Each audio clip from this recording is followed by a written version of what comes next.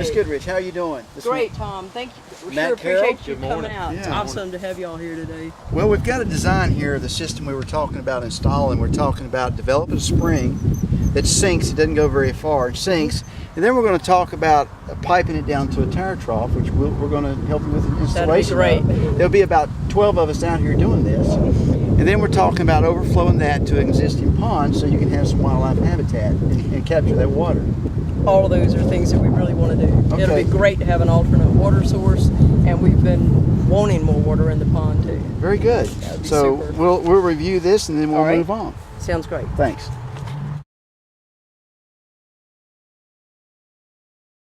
After reviewing the design, NRCS checks the elevation and grade. Then once he's dug it, we call that depth or fall, how deep we are.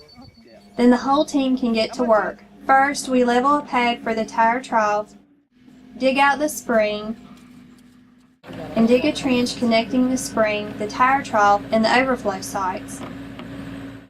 Once we have excavated our water source, we can install a collection system. I mean, this is open, that's closed. We'll leave it open. Okay. Now let's come right here, Gifty. If you don't mind doing this. Matt, you'll have to twist it once you put it in, okay? All right.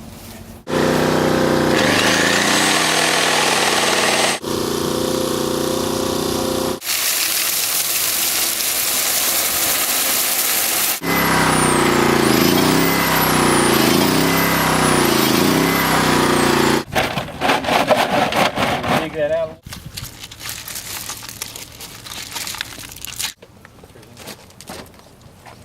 More gravel. Well, once you got it. We are creating an impervious wall below the water source by tamping down clay soil. John. The gravel acts as a filtration system around the pipeline.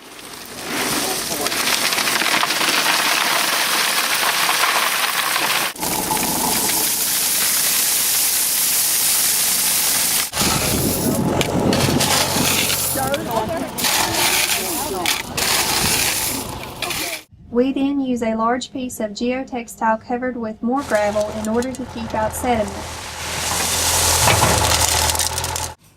By installing fencing around the collection system, we ensure livestock will not disturb the system.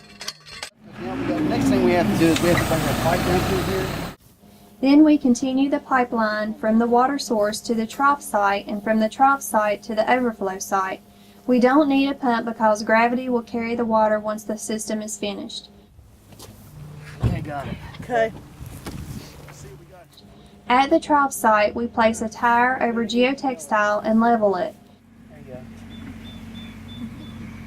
Then we position the inflow and outflow pipes within the tire trough. We pack soil firmly in the ditch under the trough.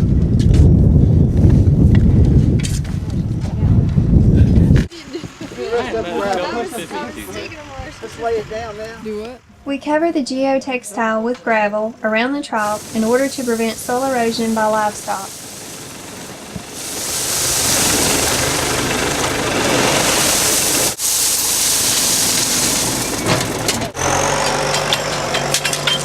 I didn't want to be accused of stealing. So, where are we roughing it? Just here or where else? Anywhere that concrete's going to touch it. So from here down. I need a cup. Right. Galvanized cup. Well, this pipe right here coming in is coming from the spring. This is going to be our inlet pipe. The water that's coming into the tire trough. When it gets full up to here, it's going to overflow. This is our outlet and goes to the pond. This controls the elevation of the trough. Right now we've got it approximately an inch below the lip that we cut in the tire.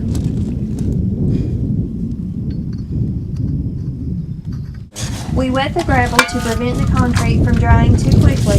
Then we pour the concrete, tamping it against the underside of the trough to help it seal. How much more do you think we'll need? Once the concrete is finished, we return to the collection point to turn on the water. It's off right now.